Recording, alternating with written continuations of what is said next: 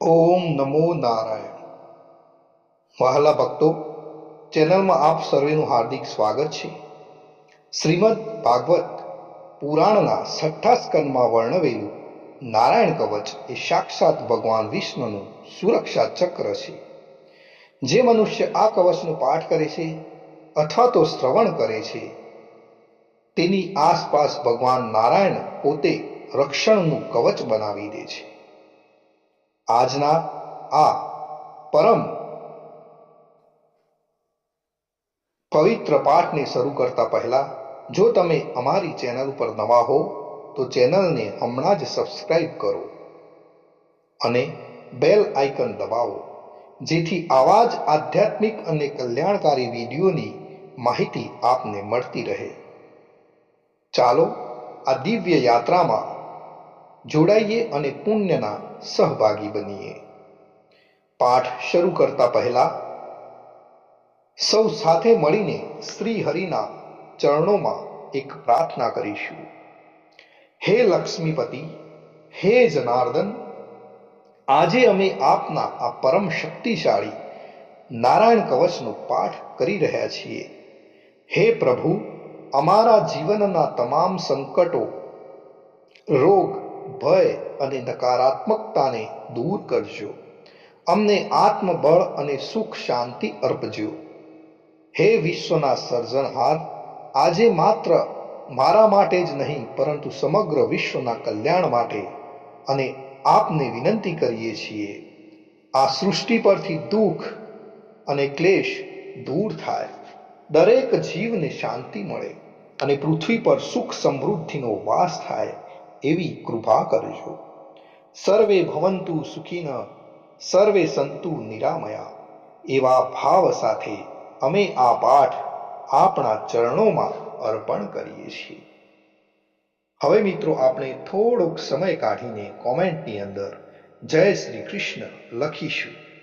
પછી સ્થિર મન કરીને ભગવાન વિષ્ણુનું ધ્યાન ધરીને નારાયણ કવચનો પ્રારંભ કરીએ છીએ. ઓમ નમો નારાયણ. ઓમ નમો નારાયણ. ઓમ નમો નારાયણ. ઓમ નમો ભગવતે વાસુદેવાય. શ્રી નારાયણ કવચ.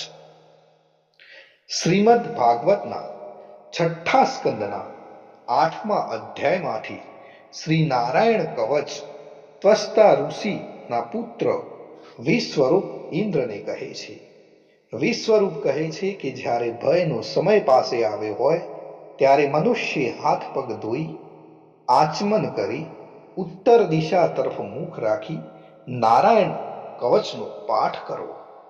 જ્યારે ભય આવે ત્યારે શ્રી નારાયણ રૂપ નામનું બખ્તર ધારણ કરવું જોઈએ. નારાયણ કવચના આપણે ભગવાનને જે આજી કરીએ છીએ એ આ પ્રમાણે છે. ગરુડની પીઠ પર ચરણ કમર ધારણ કરનારા, 8 સિદ્ધિઓ વાળા, 8 બાહુઓ વાળા અને તે 8 બાહુઓ વિશે શંખ, ચક્ર, ઢાલ, ગદા, બાણ, ધનુષ તથા પાસને ધારણ કરનારા શ્રી હરિ મારી સર્વ પ્રકારે રક્ષા કરો. જળમાં મત્સ્ય અવતારધારી ભગવાન જલ તંતુઓથી તથા વરુણના પાસથી મારી રક્ષા કરો. માયાથી બટુક બનેલા વામનજી સ્થળમાં મારી રક્ષા કરો. શ્રી વિશ્વરૂપ ત્રિવિક્રમ ભગવાન આકાશમાં મારી રક્ષા કરો. જેના અટ્ટહાસ્યથી દિશાઓ ગાજી ઉઠી હતી અને ગર્ભિણીઓના ગર્ભ પડી ગયા હતા તેવા નૃસિંહ ભગવાન દુર્ગ, વન અને યુદ્ધ ભૂમિમાં મારી રક્ષા કરો. પોતાની દાઢથી પાતાળમાંથી પૃથ્વીનો ઉદ્ધાર કરનાર ભગવાન યજ્ઞ મૂર્તિ વરાહ માર્ગમાં અમારી રક્ષા કરો. પરશુરામ ભગવાન પર્વતોના શિખરોમાં મારી રક્ષા કરો અને ભરતના મોટા ભાઈ રામ ભગવાન તથા લક્ષ્મણ ભગવાન પ્રવાસમાં અમારી રક્ષા કરો. ઉગ્ર ધર્મ અને પ્રમાદથી નારાયણ મારી રક્ષા કરો. નિંદાથી નર ભગવાન ને યોગ ભ્રષ્ટ થતા યોગેશ્વર દત્તાત્રેય ભગવાન અમારી રક્ષા કરો. ત્રણેય ગુણોના સ્વામી ભગવાન કપિલ કર્મબંધનથી મારી રક્ષા કરો સનંત કુમાર કામદેવથી મારી રક્ષા કરો. હયગ્રીહ ભગવાન રસ્તામાંથી જતા અને દેવોને પ્રણામ ન કરવા રૂપી અપરાધમાંથી મારી રક્ષા કરો.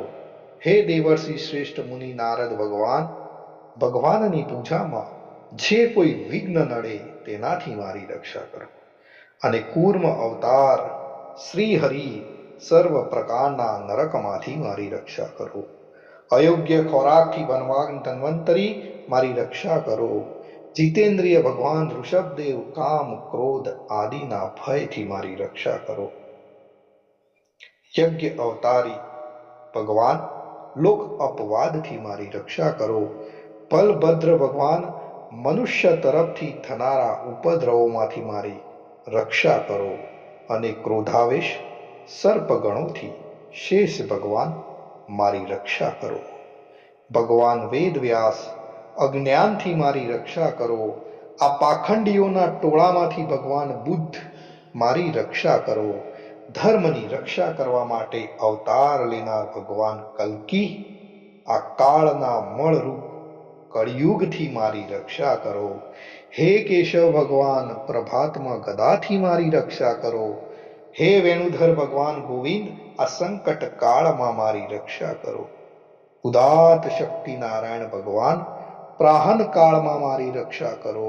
અને ચક્રધારી ભગવાન વિષ્ણુ મધ્યાહન કાળમાં મારી રક્ષા કરો. મધુ દૈત્યને મારનાર ઉગ્ર ધનુર્ધારી ભગવાન વિષ્ણુ ત્રીજા પહોરમાં મારી રક્ષા કરો. બ્રહ્મા વિષ્ણુ અને રુદ્ર એ ત્રણ મૂર્તિવાળા ભગવાન માધવ સાય કાળમાં મારી રક્ષા. ઇન્દ્રિયોના સ્વામી ઋષિકેશ ભગવાન પ્રદોષ કાળમાં મારી રક્ષા કરો. પદ્મનાભ ભગવાન કેવળ એક અર્ધ રાતથી પહેલાના કાળમાં અને અર્ધ રાતે મારી રક્ષા કરો. શ્રી વત્સસિંહધારી ભગવાન એવા ઈશ શ્રી વિષ્ણુ પાછલી રાતે મારી રક્ષા કરો.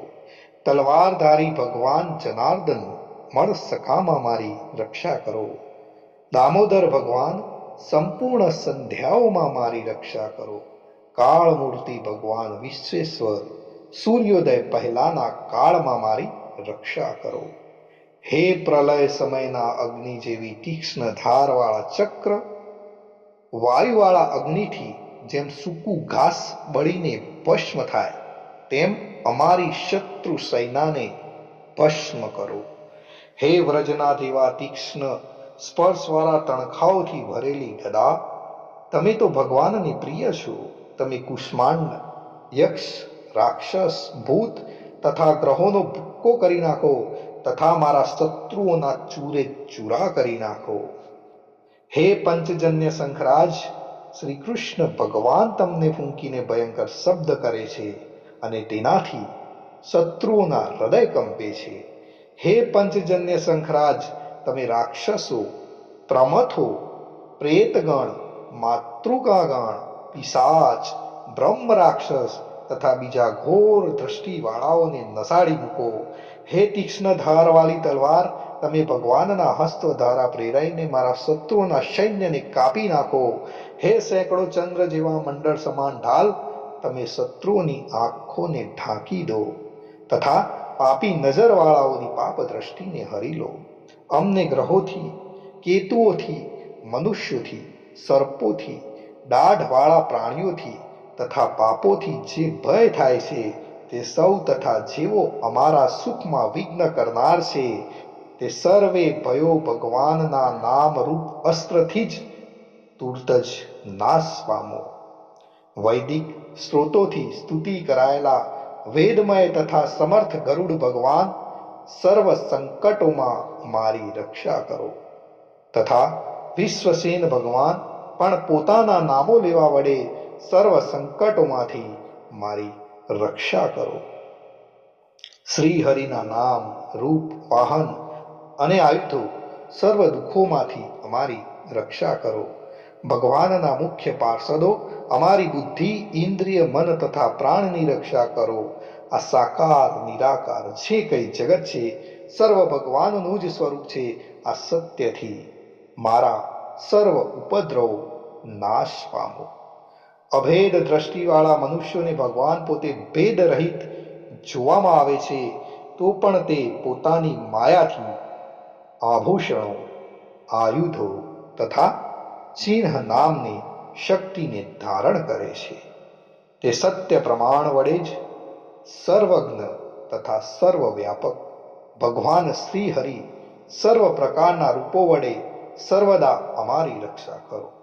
શ્રી નૃસિંહ નામના ઉચ્ચારણથી જ વાયુ, અગ્નિ, જળ આદિનો પ્રભાવ પોતાના તેજથી દૂર કર્યો છે. એવા લોકના ભયને દૂર કરનાર ભગવાન નૃસિંહ સર્વત્ર ચારો તરફ મારી અને મારા પરિવારની રક્ષા કરો. નારાયણ કવચનું ફળ કથન. વિશ્વરૂપ કહે છે કે હે ઇન્દ્ર, આ નારાયણ કવચ તમારી આગળ કહ્યું, જે ધારણ કરવાથી તમે શ્રમ વિના અસુરોના અધિપતિઓને જીતશો.